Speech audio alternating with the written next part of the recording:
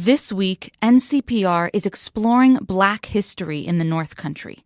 February is Black History Month, so we're re-airing stories from the past year that delve into Black history and life in the region. Today, the North Country is about 95% white, and thousands of locals work in state prisons, which largely incarcerate Black and brown men. There's a dark history of Ku Klux Klan activity forcing Black people out of the region. We'll hear more about that on tomorrow's show. There's also history of Black farming and settlement. In the Adirondacks, the legacy of Black land ownership stretches back to before the Civil War. That's coming up on this edition of Story of the Day.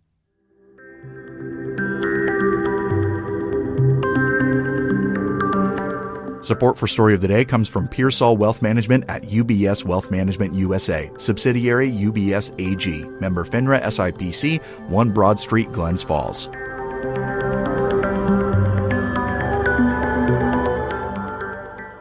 Hi, I'm Lucy Grindon, filling in for David Summerstein. It's Monday, February 19th. First up, some news. New York has a new set of potential congressional district maps. The state's Independent Redistricting Commission proposed the modified district outlines last week. If the drafted maps are approved, the North Country's districts won't change very much. Kara Chapman has more.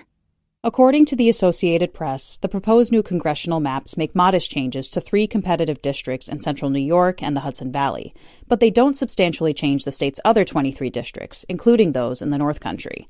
Charles Nesbitt is the Redistricting Commission's Republican vice chair. He says the new map is a good compromise between the 2 major parties. Despite whatever either one of us might think of the shortcomings of the map individually, it's a wonderful result for the people of the state of New York. Under the proposed maps, New York's 21st Congressional District, represented by Republican Elise Stefanik, would likely remain a GOP stronghold. It would keep the vast majority of the North Country, with some changes around the fringes. For example, the villages of Alexandria Bay and Theresa in Jefferson County would move to the 24th District. That's the seat held by Republican Congresswoman Claudia Tenney, who currently represents other parts of the Thousand Islands and Watertown. NY21 would gain parts of Oneida and Saratoga counties, though not the village of Schuylerville where Stefanik lives. The district would lose all of Schoharie County and its portion of Otsego County. It would also lose parts of Montgomery and Rensselaer counties, including East Greenbush, where Stefanik runs a constituent services office. Multiple candidates have emerged against Stefanik. There's Republican Jill Lochner, Democrats Paula Collins and Steve Holden, and Working Families candidate Brian Rouleau. Candidates in New York State can start gathering petitions for primaries on February 27th. It's unclear when the legislature will vote on the new lines. If it votes them down, the Democratic majorities would redraw them, potentially setting up another Republican-led lawsuit. Kara Chapman, North Country Public Radio.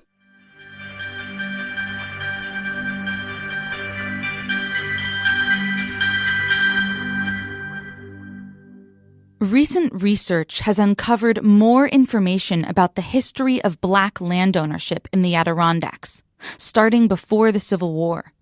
And scholars have been working to keep that history present. Emily Russell has the story. For most of America's history as a nation, Black people have either been enslaved or oppressed. By the 19th century, slavery was abolished in the North, but there were still white Northerners who owned slaves, and all freed Black people lacked basic human rights. Even in the North, many Black people experienced severe discrimination. In the 1840s, a man named Garrett Smith set out to change that. He owned 120,000 acres of land in the Adirondacks. By giving away parcels of that land to Black American men, those men could then gain the right to vote. Paul Smith's professor, Kurt Stager, has been researching Black history in the Adirondacks. He recently presented some of those findings to the Adirondack Park Agency.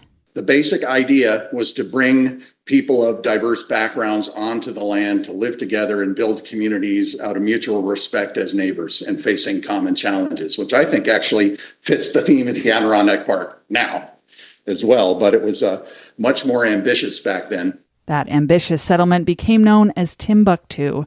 Stager has been plotting where exactly those Black settlements were in the Adirondacks. He showed the APA maps of those plots around the region. At least half of North Elba and much of St. Armand was Black owned in the 1850s. There's the town of Franklin with Vermontville and Bloomingdale just below it, and all the way up to Loon Lake and beyond up into Belmont. So it was huge. About half of this landscape was Black owned. Life in the Adirondacks was not easy back then, especially for Black people. Many eventually moved out of the area, but some stayed and raised their families in the Adirondacks. There are descendants of that Timbuktu settlement still in the region today. Another aspect of Stager's research has focused on place names. He explained to the APA about learning of an offensive name of a brook just north of Saranac Lake. Years ago, I was in Onchayota. The red star shows the Paul Smith's College property. And I was talking to a friend who said, oh, that little brook right there, that's called N-word Brook. I thought, wow, that's not only offensive, but mysterious. How could that happen in a place like this? Stager believes the brook was named for the skin color of a dozen or so Black families that lived in the area.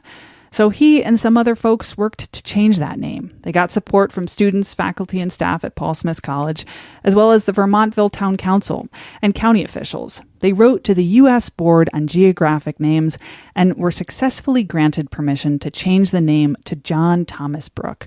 Thomas was one of the first settlers of Timbuktu. He later sold his original plot of land, but moved back to the Vermontville area with his family. Thomas bought 150 acres of land where he grew vegetables and raised cows and sheep. John Thomas spent the rest of his days in Vermontville, and he's buried in Union Cemetery, that quiet little cemetery you drive past on Route 3 heading for Plattsburgh, zipping past, not even thinking about it. He's right in there, and so's his wife. The work to educate the public and celebrate the legacy of Black settlers and abolitionists in the Adirondacks is ongoing. Martha Swan also spoke at the recent APA meeting. Swan is the founder and executive director of John Brown Lives, a project named after the legendary white abolitionists who owned a farm near Lake Placid. Through this work that others have done and that we've done together, I have begun to believe in the unifying potential of our history, the unifying potential of rolling up our sleeves, digging deep into the horrors, the terrors, the tragedies, the violence, the crime of so much of our history. Swan helped organize the Juneteenth celebration at the John Brown Farm. Then in August, the farm is planning to host a long table dinner and discussion with leading scholars such as Nell Painter. The event is an effort to bring together diverse people and perspectives to talk about the history and the future of the Adirondack Park. Emily Russell, North Country Public Radio. That story first aired in June of last year. On tomorrow's show, we'll hear about the history of KKK activity in the 1920s and 30s, when the group terrorized people in St. Lawrence County and drove out most of the area's Black population in the span of a decade. More news all the time at ncpr.org. Music today by Caitlin Scholl of Lake Placid. I'm Lucy Grindon, North Country Public Radio.